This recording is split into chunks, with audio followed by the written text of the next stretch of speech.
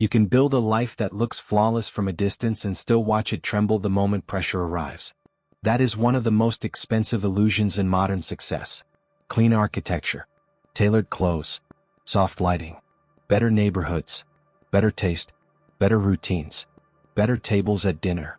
Everything arranged with enough precision to suggest stability. And yet, when the market tightens, when income slows, when one relationship breaks, when one obligation expands, when one piece of support disappears, the entire atmosphere changes. The elegance remains visible, but the strength behind it begins to crack. That is the part almost nobody teaches. Beauty can be purchased. Calm cannot. Appearance can be staged. Structural resilience has to be built. And if your life is designed more for refinement than for resistance, pressure will eventually reveal the difference. Elegant lives do not collapse because elegance is weak. They collapse because elegance often arrives before structure. You improve what can be seen before securing what must hold. The sofa becomes better before the reserves become real. The building gets taller before the foundation gets wider. The wardrobe becomes sharper before your margin becomes stronger. The scenery upgrades before your systems do. And because this progression feels sophisticated, almost responsible, it escapes suspicion. You are not acting reckless. You are acting refined. That is why the trap is so dangerous. It does not look like disorder. It looks like progress with good taste. Pressure is the great editor of illusions. It removes flattering light. It strips away narrative. It reveals what was carrying the life and what was merely decorating it. A person may look composed while conditions are easy, but real strength appears only when life refuses to cooperate. Can your standards survive interruption? Can your judgment survive uncertainty? Can your peace survive a slower season? Can your lifestyle take a hit without dragging your dignity down with it? These are the questions elegant lives often postpone. Not because the people inside them are foolish, but because polish creates a dangerous sense of completion. It whispers that because things look elevated, they must already be secure. You see this everywhere once you learn to look properly. The apartment is beautiful, but the flexibility is gone. The wardrobe is exquisite, but the savings are thin. The restaurants are expensive, but the decisions are rushed. The travel is aspirational, but the nervous system is overworked. The surface becomes more refined while the internal margin quietly shrinks. That is the hidden reversal. Outward standards rise while inner range collapses. And a life with low range becomes easy to pressure. It cannot absorb volatility. It cannot adapt without pain. It cannot pause without anxiety. It begins to depend on continuity so completely that even small disruptions feel humiliating. This is why pressure does not destroy elegant lives out of nowhere. It exposes the compromises that were built into them slowly. The tiny decisions nobody questioned. The recurring expenses that felt deserved. The upgrades that became minimum requirements. The habits that made life look expensive but gave nothing back when stress arrived. Pressure simply turns all of that visible. It forces a cruel question into the room. Was this life truly strong, or was it only expensive to maintain? That question is brutal because many people do not realize how different those two things are until it is too late. One of the biggest reasons elegant lives collapse is that they are often built around income flow rather than structural freedom. As long as the money arrives on time, everything appears calm. The bills get paid. The environment stays beautiful. The image remains intact. The social signal continues. But this creates a dangerous dependence on uninterrupted motion. Income becomes less a tool and more a lifeline. And once your entire life leans too heavily on continued inflow, pressure gains leverage over you. A delayed payment can disturb your mood. A difficult month can reshape your values.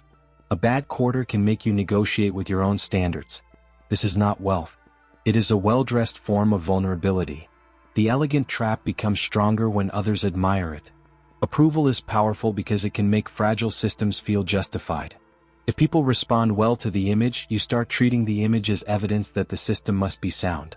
The compliments, the subtle envy, the improved social treatment, the feeling of being read correctly by the world, all of it reinforces the wrong lesson.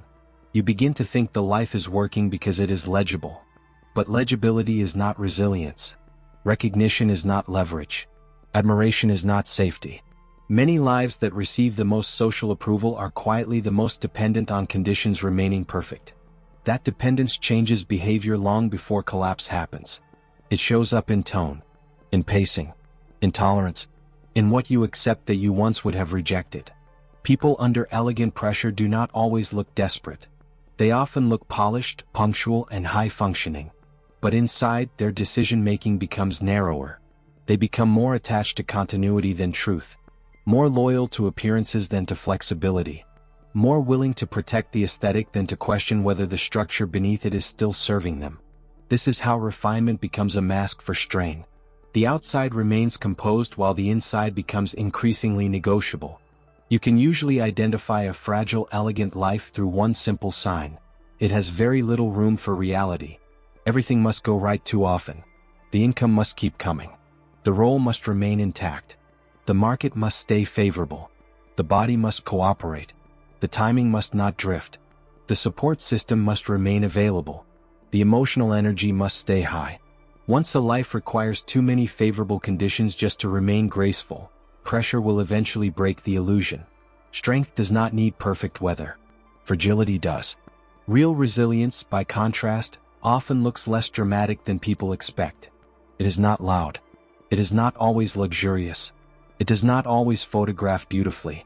Often it looks like restraint, like reserves, like fewer dependencies, like cleaner systems, like a lower noise floor, like having the ability to absorb a hit without immediately becoming somebody you do not respect. That is one of the deepest forms of wealth, the ability to remain coherent when conditions worsen. Elegant lives collapse when they have beauty without that coherence. They have the texture of success, but not the structural calm that makes success durable.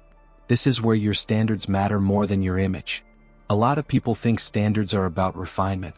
Better fabric, better service, better architecture, better environments. But true standards are tested under pressure. Do you still choose well when money tightens? Do you still keep your dignity when the room gets colder? Do you still think clearly when the timeline becomes less comfortable? Standards are not proven in abundance. They are proven in constraint. And a life that collapses under pressure is often a life whose standards were aesthetic, not structural. Another reason elegant lives fail is that many of them are built to signal position rather than created. They are optimized for being read a certain way. The right address, the right lighting, the right social proximity, the right symbols, the right visible upgrades. And because signaling can be effective socially, it becomes addictive psychologically. The life begins to depend on being interpreted correctly. Once that happens, pressure becomes more dangerous because any disruption no longer feels like a financial inconvenience. It feels like an identity threat. You are not just losing margin. You are losing the visual language you use to reassure yourself that you belong where you are. This is one of the sharpest differences between elegant fragility and quiet power. Fragile elegance needs to be seen continuously. Quiet power does not. Fragile elegance depends on uninterrupted coherence between image and environment. Quiet power can survive temporary disorder because its stability is not being rented from appearances. Fragile elegance becomes anxious when conditions shift. Quiet power becomes more selective. One reacts, the other recalibrates. One performs control, the other actually has it. If you want to understand the mechanics more clearly, look at the role of margin. Margin is what keeps a life from becoming obedient. Financial margin, time margin, emotional margin, decision margin. A beautiful life with no margin is one disruption away from panic. A simpler life with real margin can often absorb far more pressure without losing its shape. This is why elegance without margin is so misleading. It can look superior while being structurally weaker than a much less impressive life. Because what matters under pressure is not the visible standard of the room. It is how much room the room has left. The problem gets worse when comfort becomes your minimum condition instead of your reward. At that point, your life stops using refinement and starts depending on it. And dependency is always expensive. The more your sense of stability requires a certain level of spending, aesthetic consistency, and environmental control, the easier you become to manipulate. You will tolerate more to preserve the setup. You will stay longer in situations that no longer respect you. You will misread urgent choices as necessary choices. Pressure does not always break people directly. Sometimes it simply makes them protect the wrong thing for too long. This is why real wealth often looks less dramatic than aspirational culture suggests. It does not always announce itself through perfect surfaces. Sometimes it looks like optionality, like reserves that no one sees, like debt used carefully or not at all, like ownership that compounds in silence, like a reputation that creates future access, like time that is not constantly fragmented, like a mind that is not held hostage by the next invoice. These things are not loud, but they are incredibly stabilizing. They are what allow a beautiful life to remain beautiful when pressure arrives instead of turning brittle. There is also a social dimension that people underestimate. Pressure reveals whether your relationships were built around the person or the atmosphere, around your presence or your projection, around your judgment or your aesthetics. Fragile, elegant lives often attract shallow alignment. The image pulls people in, but not all of them are built to stay when convenience disappears. Quiet strength attracts differently. It draws people who trust standards, not spectacle. That difference matters because collapse becomes more likely when social reinforcement depends heavily on maintaining the visible layer. If the people around you mostly support the image, then the moment the image becomes difficult to sustain, the room begins to empty. This is why financial calm matters so much. Calm is not laziness. Calm is evidence that your life is not overleveraged emotionally. It means pressure can arrive without immediately hijacking your identity. It means your systems are carrying enough weight that your nervous system does not have to carry everything personally. It means you can still think, still compare, still refuse, still wait. Elegant lives collapse under pressure when they never develop this calm. They have stimulation, motion, refinement, beauty, even income, but not enough inner stillness to make good decisions when the script stops working. So what actually protects an elegant life from collapse? Not more image, not more busyness, not another polished upgrade. The protection comes from reversing the order.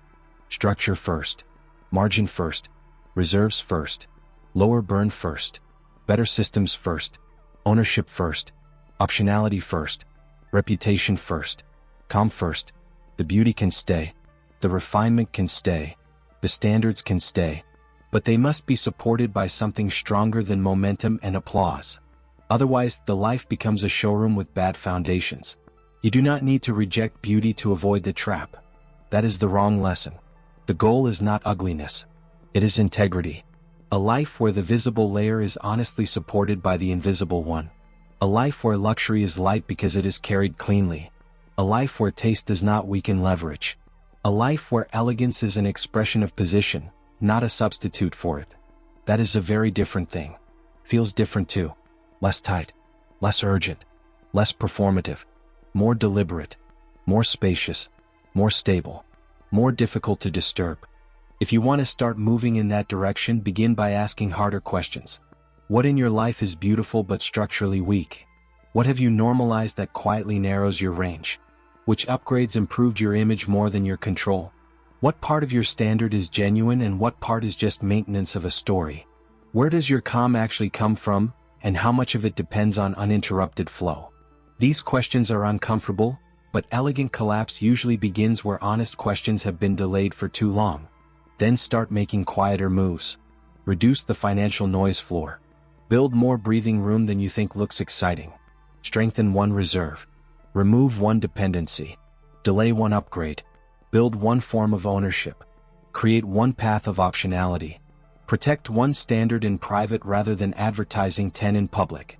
These shifts may look small, but they change the atmosphere of a life faster than most people realize. The collapse does not get prevented through theater. It gets prevented through disciplined redesign. This is also where your definition of success has to mature. If success means looking elevated, you will keep building environments that are easy to admire and easy to pressure. But if success means remaining coherent under strain, then your priorities become much sharper. You start valuing things differently. Margin looks beautiful. Liquidity looks elegant. Optionality looks intelligent. Ownership looks calming. A lower need for constant validation looks expensive in the right way. You stop trying to look unshakable and begin asking what would actually make you harder to shake. In the end, that is the real difference.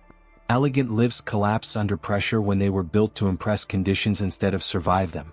They were designed for favorable lighting, not unfavorable weather.